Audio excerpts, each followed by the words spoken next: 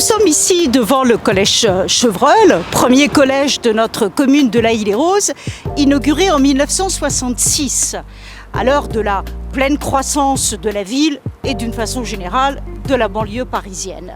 Cet établissement scolaire porte le nom de Michel Eugène Chevreul, tout à la fois savant de renommée internationale, mais aussi pendant 13 ans le maire de notre ville.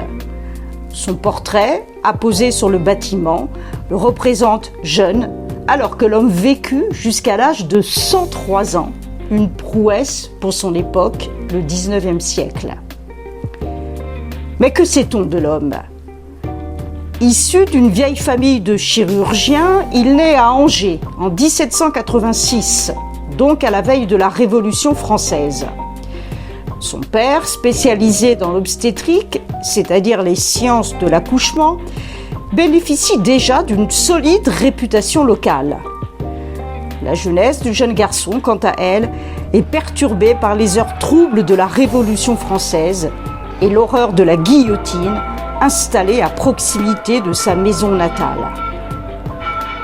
Il suit néanmoins une bonne scolarité à l'école centrale du département, qui lui donne de solides bases scientifiques. À 17 ans, en 1803, Michel Eugène se lance dans la chimie, intégrant à Paris le laboratoire du grand savant Louis-Nicolas Vauquelin, professeur au Collège de France.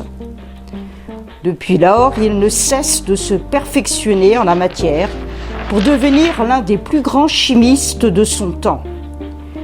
Il mène une brillante carrière au sein du Muséum d'histoire naturelle, qu'il dirige de longues années, ainsi qu'à la célèbre manufacture des Gobelins.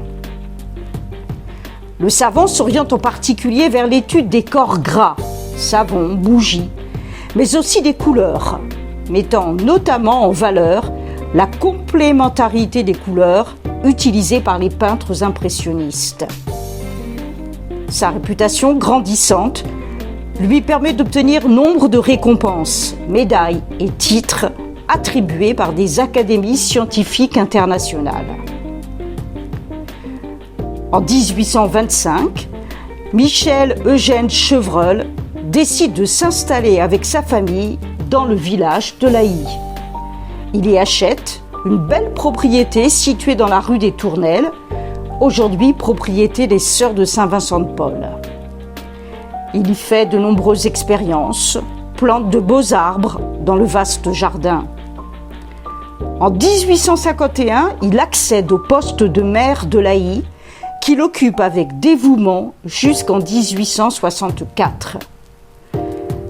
Mais au lendemain de la mort de son épouse, en 1862, le savant décide d'abandonner sa résidence laïcienne et de s'installer au Muséum d'histoire naturelle de Paris, où il poursuit ses recherches pendant encore des décennies.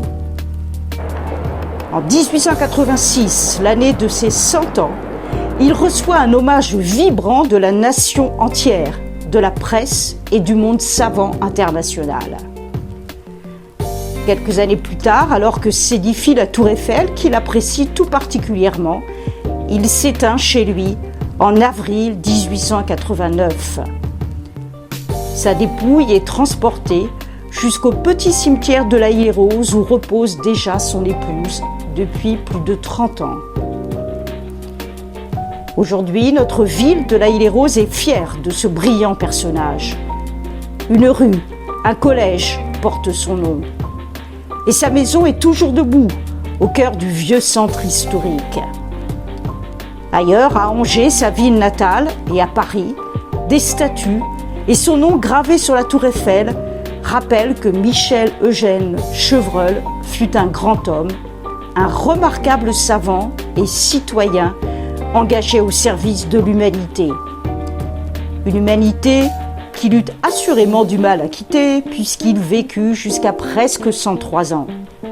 Pour conclure, je citerai une phrase de Chevreul qui demeure en nos mémoires. « J'ai été toujours heureux parce que j'ai toujours étudié. » Belle leçon assurément pour les élèves du collège Chevreul.